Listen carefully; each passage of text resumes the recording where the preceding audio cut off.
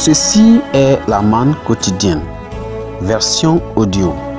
Elle a été soigneusement préparée pour nous aider à grandir spirituellement tout au long de l'année.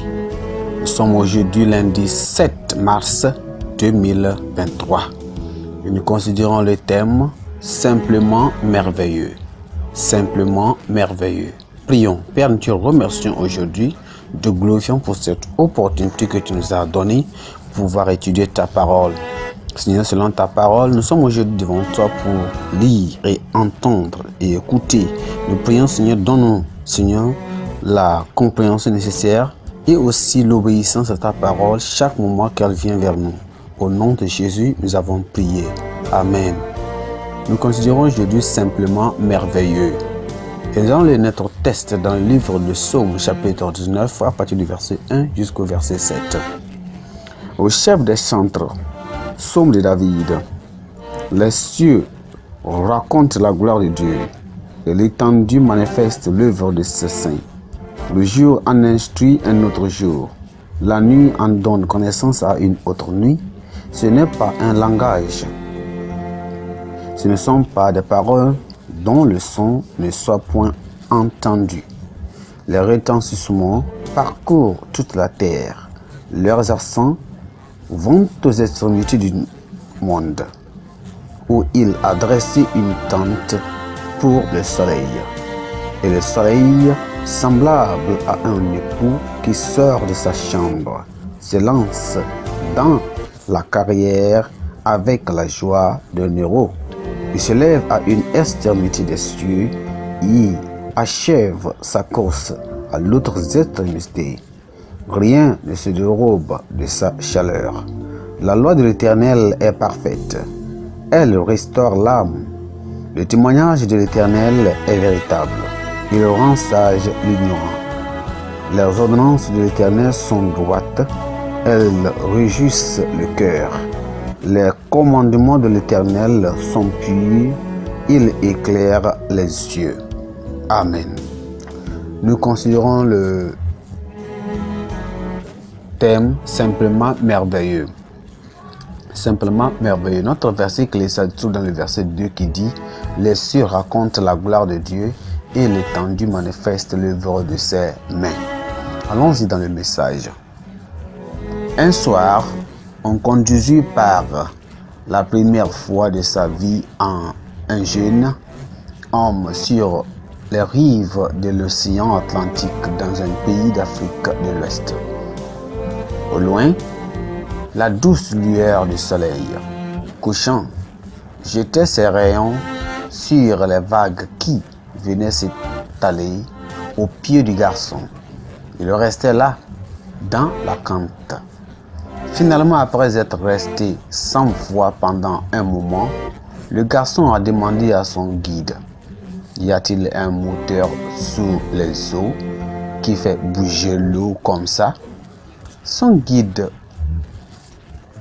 plus âgé, lui répondit en expliquant que c'était le merveilleux créateur de l'univers qui était à l'œuvre.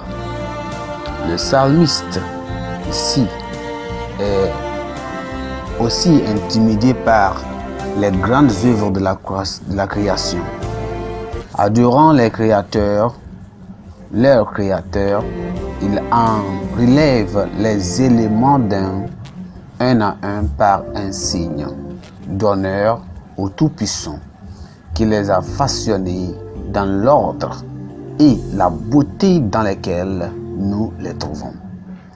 Mais le psalmiste fait plus que saluer les spectacles phénoménaux. Il dit que ces œuvres de Dieu elles-mêmes saluent leur créateur. Ainsi, notre Créateur ne se prive pas de témoins qui attestent de son art sans pareil. Cela représente un défi pour l'homme. Le couronnement de toute l'œuvre de Dieu. Il doit non seulement imiter la création en reconnaissant son amour et sa nature, mais aussi se soumettre totalement à sa volonté d'être honoré par lui. L'homme qui a été formé à l'image de Dieu profite encore plus de ces bénédictions que le soleil, la lune, les étoiles, la mer et les collines. Il reste que ceci raconte la victoire ou bien la gloire de Dieu et que l'Éternel manifeste l'œuvre de ses mains. La façon la plus remarquable d'apprécier l'amour de notre Seigneur pour nous est d'aller au-delà de ce que fait la nature. C'est d'accepter doucement le plan de salut de Dieu et même de louer pour nous avoir préparé une demeure infiniment meilleure dans le ciel.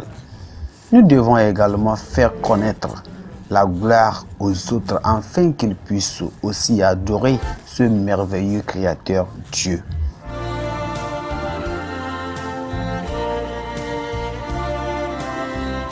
Nous allons prier.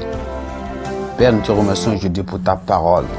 Nous te remercions parce que tu nous donnes toujours ta parole pour que nous puissions la mettre en pratique. Aide-nous, Seigneur, à reconnaître et aussi comme ta création, Seigneur, toujours te loue, que nous allons aussi te louer et te remercier dans tout ce que tu fais.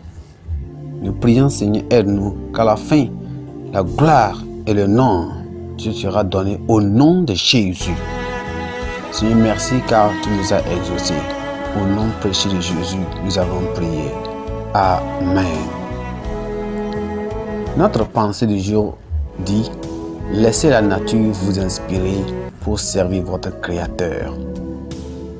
Laissez la nature vous inspirer pour servir votre Créateur. La Bible en un an. Jérémie chapitre 7, chapitre 8 et chapitre 9. Merci, que le Seigneur vous bénisse. Amen.